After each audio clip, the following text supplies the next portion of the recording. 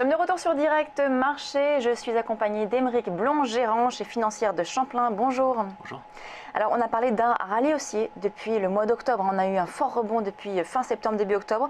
Hier, les marchés ont également fortement rebondi. On est à plus de 2,77%, 4 937 points sur le CAC 40. Donc, la tendance reste haussière. Vous pensez, vous, qu'on a un véritable rallye, que la tendance peut rester encore haussière pendant encore plusieurs séances ?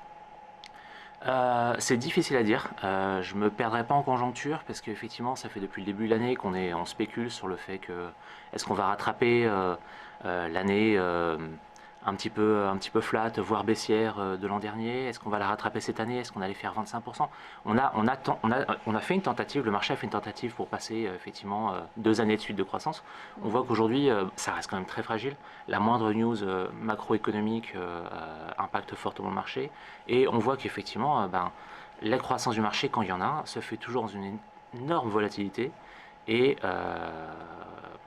volatilité qu'on retrouve souvent à la baisse d'ailleurs, puisqu'effectivement, on n'a pas l'impression que la croissance du marché se construit petit à petit. Selon vous? Si, il y a une forte volatilité à la hausse, comme à la baisse justement. Ouais. Et effectivement, le temps où les marchés progressaient de 0,70 par jour et que c'était une grande journée, je me rappelle vers 2005, ces temps-là sont quasiment finis. Aujourd'hui, on parle que de croissance ou de baisse de 1%, 2%.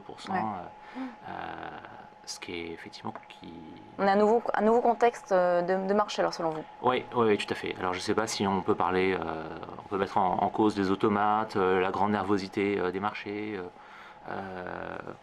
la multiplicité des opérateurs sur les marchés, je ne sais pas. Alors, il y a quelques mois, on constatait des flux sectoriels importants. Aujourd'hui, on a l'impression que les gérants, en tout cas c'est ce que beaucoup de gérants me disent, qu'on revient vers du stock picking, qu'il n'y a plus vraiment ces grands mouvements d'allocation sectorielle. Vous, quel est votre point de vue là-dessus? Je suis d'accord avec cette analyse. Effectivement, par le passé, par facilité, et puis parce que effectivement, le contexte de marché s'y prêtait, on pouvait procéder à des gestions un peu par panier où on achetait une thématique et puis on comptait sur le fait que cette thématique progresse de manière homogène ou que certaines valeurs progressent plus que d'autres et compensent la baisse des autres. Effectivement, une espèce de stratégie un peu, pas de diversification naïve, mais quasiment. Aujourd'hui, on voit que effectivement, il y a plus ce momentum sectoriel qu'on peut avoir. À travers tous les sous-secteurs. On l'a eu encore il y a quelques mois. On a parlé de la reprise économique. D'ailleurs, la question, c'est est-ce que finalement cette thématique de la reprise économique européenne, dont on a parlé beaucoup, on a parlé de l'alignement des planètes aussi depuis le début de l'année, aujourd'hui, on a l'impression que c'est une thématique qui s'essouffle un petit peu. Est-ce que c'est, selon vous, quand même quelque chose qu'on peut jouer encore? Je pense que on peut le jouer, mais sous un autre angle en fait. C'est plus cette stratégie de panier, c'est vraiment une stratégie de stock picking un peu opportuniste. Donc bien choisir les valeurs, puisque effectivement au sein des secteurs, deux valeurs peuvent être complètement diamétralement différentes et avoir des comportements boursiers différents. Et le marché peut commencer à essayer de dessiner des attentes différentes pour chacune de ces valeurs-là.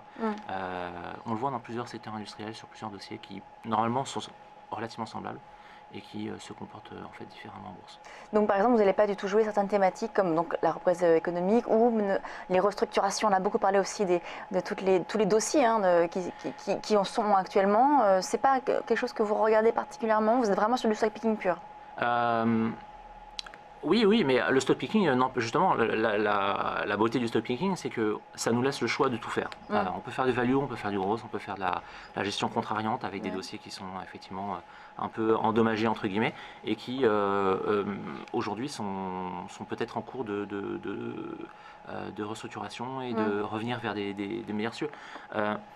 C'est vraiment, voilà, c'est à la discrétion du gérant et c'est effectivement là où on voit que des gérants se différencient fortement. C'est parce qu'on va, au fond, on va dans les mêmes réunions, sauf qu'effectivement à la sortie on ressort avec des analyses différentes et on a peut-être des lectures différentes de ce qui est écrit sur ces dossiers-là, de ce que le management nous dit.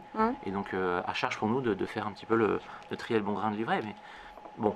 Et dans le contexte actuel où on a quand même de l'incertitude, on a des marchés qui sont menés par les banques centrales, le soutien des banques centrales sur les marchés, on a quand même des tensions géopolitiques, on a des tensions aussi, l'incertitude qui règne quand même avec le ralentissement chinois, comme ça peut impacter la zone émergente, la croissance américaine qui qui se porte mieux, mais est-ce qu'elle est vraiment solide finalement? Il y a comme toujours cette incertitude-là.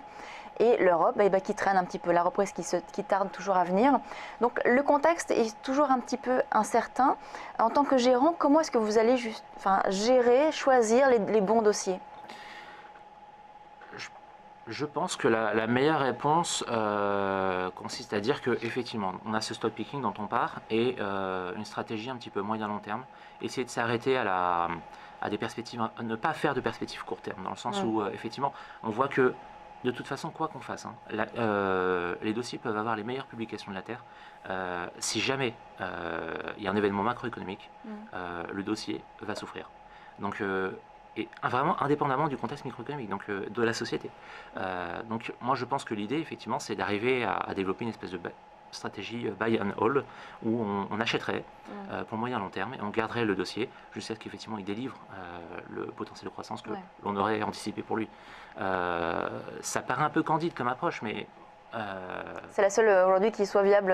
Je défie quelqu'un de me dire, ou alors franchement à court terme c'est vraiment du trading aujourd'hui. Alors justement, aujourd'hui, quelles sont ces valeurs sur lesquelles vous pariez, enfin en tout cas sur lesquelles vous investissez, parce que c'est plutôt du long terme, celles qui représentent le plus de potentiel pour vous? Donc effectivement, celles qui représentent le plus de potentiel, il y a plusieurs dossiers, donc je pense notamment à Gemalto, qui est une forte conviction dans le cadre de du développement du paiement sans contact, de entre guillemets la mort du cash. Donc il y a Gemalto, Ingenico qui ont des fortes croissances. Alors justement, Ingenico, on voit deux approches complètement différentes. Ingenico publie des résultats de plus en plus forts, de mieux en mieux. On voit que chaque publication est un événement. Gemalto en ce moment souffre un petit peu d'un momentum un petit peu négatif. Ouais, si on regarde le graphique d'ailleurs, depuis le mois de juillet, là on est en train de baisser fortement. Il y a voilà, c'est assez impressionnant quand même cette baisse du titre. Du coup, vous estimez quand même que le potentiel est intéressant et que là justement ça peut être un bon point d'entrée? Pour moi c'est un dossier qui effectivement se repose sur des fondamentaux relativement solides. Aujourd'hui, ce qui explique un petit peu cette baisse, c'est, alors on voit quand ça avait commencé à baisser fortement sur le graphique, on voit que c'était au moment où Apple annonçait effectivement la mise en place d'une SIM non personnalisée, non opérateur, une SIM vierge qui serait effacée à chaque fois qu'un client changerait son opérateur et qui resterait dans le téléphone, ce qui réduirait en théorie les perspectives de croissance du marché de la SIM classique mobile. Le problème, c'est que effectivement, ce que les opérateurs, à mon sens, n'ont pas bien compris et vont certainement comprendre dans le futur, c'est que, bon, déjà, cette SIM-là n'est pas encore disponible. On en a beaucoup parlé, il y a eu des effets d'annonce très forts, mais effectivement, pour l'instant, rien ne s'est fait. D'autre part, on voit qu'effectivement, la mise en place des systèmes de paiement sans contact se heurte à des gros problèmes de sécurité et qu'on aura certainement besoin d'un item de sécurisation bien plus fort. Donc la SIM deviendra certainement un élément supplémentaire de sécurité et ces SIM-là qui sont un petit peu techniques, Gemalto est le leader et donc je pense qu'effectivement à terme va en tirer les fruits. En plus ce sont des SIM qui sont beaucoup plus margés. Donc là, c'est un bon point d'entrée selon vous. On a beaucoup baissé moi, sur le titre. Là, le dossier est devenu un dossier, oui, effectivement, je dirais value, momentum, enfin tout ce qu'on veut. Et en plus, là, effectivement, à ces niveaux-là, je ne crois pas qu'on risque grand-chose, puisqu'il y a un business quand même très important qui est là en sous-jacent. Donc, alors en revanche, Ingenico, c'est quand même l'inverse. Là, c'est un titre qui a énormément progressé depuis plusieurs mois. Et ce qui est amusant, c'est que c'est la valeur favorite des gérants. Hein. Tous sont quand même assez unanimes sur Ingenico. Pricing power, ça délivre des résultats, le cours qui n'arrête pas de monter. Au final, est-ce que c'est quand même bien valorisé? Il y a encore du potentiel sur Ingenico? Alors là, en l'occurrence, on parle d'un dossier effectivement de croissance. Et bon, déjà d'un point de vue du cours, on voit qu'elle a retracé un petit peu. Elle a retracé un petit peu pour. Je pense que le marché a pas très bien vu. Ingenico a perdu un contrat récemment, un contrat de pas très grande importance, pas vraiment significatif. Pas très bien margé. Donc je pense qu'effectivement le marché a sanctionné ça parce que s'est dit on était au sommet, il y a peut-être une inflexion, il y a peut-être quelque chose qui ne va pas. Je pense que effectivement moi c'est complètement l'inverse quand on regarde les chiffres qui ont été publiés, c'est des croissances des résultats qui sont absolument phénoménales. et c'est pas croissance à deux chiffres, c'est croissance au-delà de 50% sur certaines activités donc, et sur certaines zones. Donc pour moi, là, à un moment où clé, où les États-Unis, la Chine, l'Amérique latine basculent sur des systèmes de carte à puce avec code et paiement sans contact, avec le changement des terminaux, etc. Pour moi, c'est une autoroute. Hein. Bon. Surtout là, effectivement, à ces niveaux où un Génico un petit peu retracé. Un Génico donc, et Gemalto, donc vos valeurs aujourd'hui, parmi vos valeurs en tout cas favorites chez donc Financière de Champlain. Dans la thématique paiement sans contact. Mais oui, bien sûr.